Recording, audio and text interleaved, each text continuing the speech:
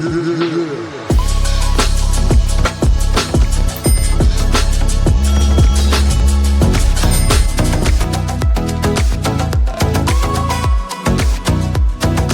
Ronquillo is a Filipino fashion model whose ascent from a small city in Laguna to the international catwalks embodies resilience, transformation, and the quiet force of talent meeting opportunity.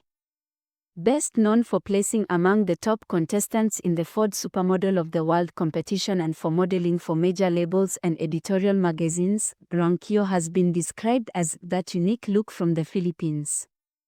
Charo Ronquillo was born in Cabuyao, Laguna, in the Philippines. Public records and profiles give her birth date as April 22, with sources variably listing the year as 1988 or 1990. Many fashion databases and model directories list 1988 while some summaries state 1990.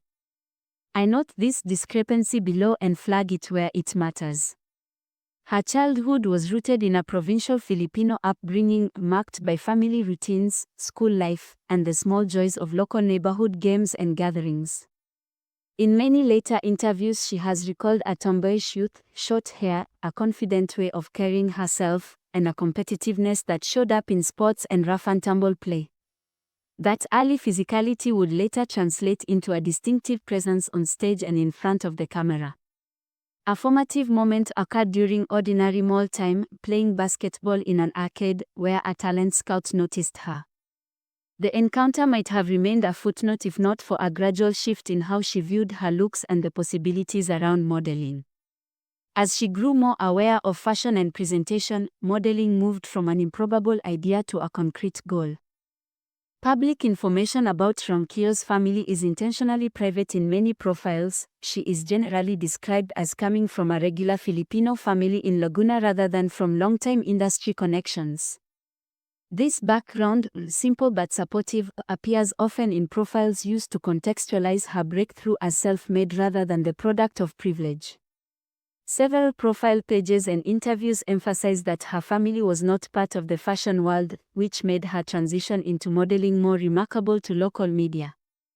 Available public material does not document an extended formal education in fashion or the arts. Instead, Ronquillo's education appears to have been a standard local schooling in the Philippines prior to her teenage years. Her real education in modeling came through contests, on-the-job experience at shows, and guided training provided by agencies after she gained attention. If you need verbatim educational credentials or school names for your video, I can look for any interviews or local profiles that mention specific schools. Those details are not well represented in major modeling directories. The pivot from provincial life to the international stage was swift once Ronquillo entered pageants and modeling searches. In 2005 she entered and won the Ford Supermodel of the World Philippines Search, a national qualifier to the Global Ford Supermodel of the World competition. The win launched her onto the international stage the following year. At the age of 17, per many accounts, she represented the Philippines in the Supermodel of the World Finals in New York in 2006, where she placed third among dozens of contestants. That placing came with both prize money and a multi-year contract with Ford Models, an agency with world-class reach. The placement and agency contract gave Ronquillo immediate entry to major fashion weeks and editorial opportunities. Her early shows in New York were in the fall-winter 2006 season. She worked for designers and began to accrue work that would mark her as an international model rather than a novelty act from a faraway country.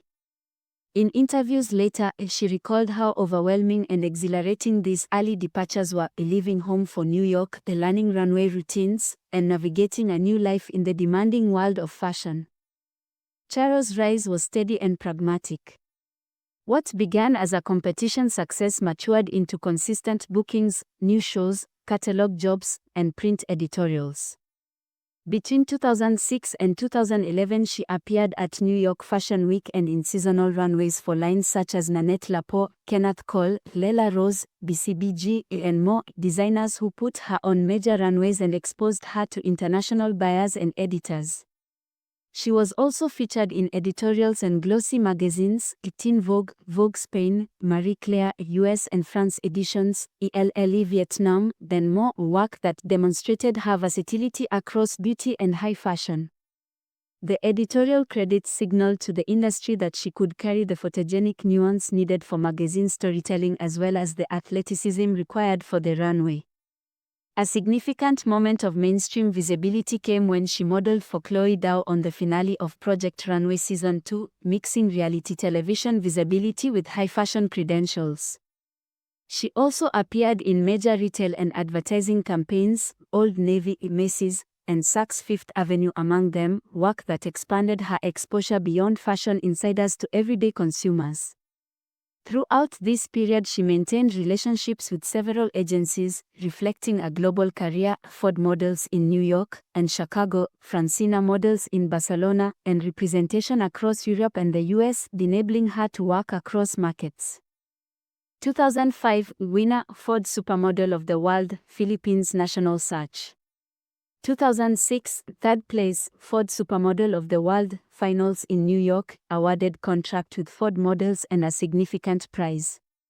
This placement is widely cited as the launching pad for her international career.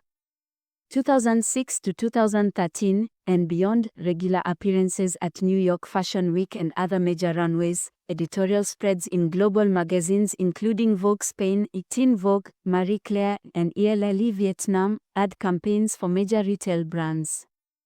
Beyond runway and editorial credits, the symbolic achievement was cultural. Ronquillo became one of the best-known Filipino faces in global fashion during the late 2000s and early 2010s, a pathway other Filipino models would point to as precedent.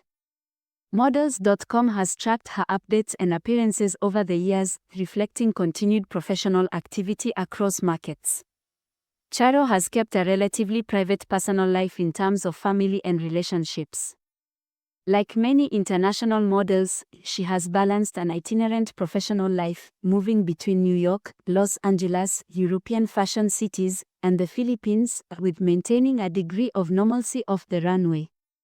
Her social media presence, official Instagram and public profiles, offers glimpses into life in Los Angeles and work with agencies such as Wilhelmina LA and Ford New York, indicating a modern career that balances agency representation across continents. When she speaks publicly, interviews in Philippine media tend to highlight gratitude to her family, humility about the path she took, and an emphasis on hard work rather than celebrity.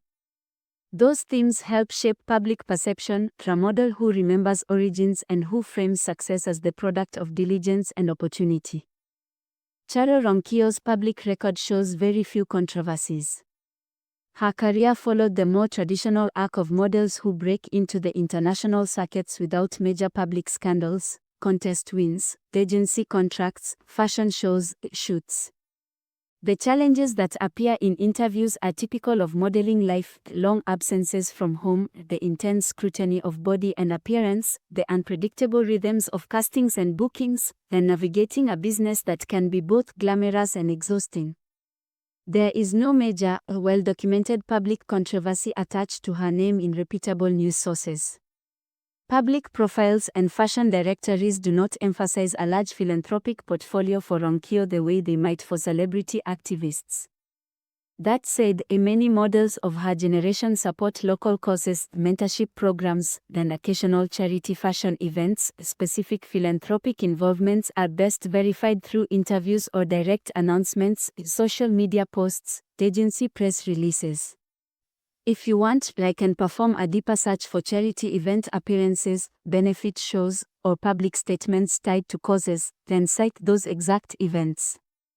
Her most conspicuous award/recognition is the National Ford Supermodel win, Philippines, 2005, and the third-place finish at the International Ford Supermodel Finals, 2006, achievements that carry recognition within modeling as career-defining results.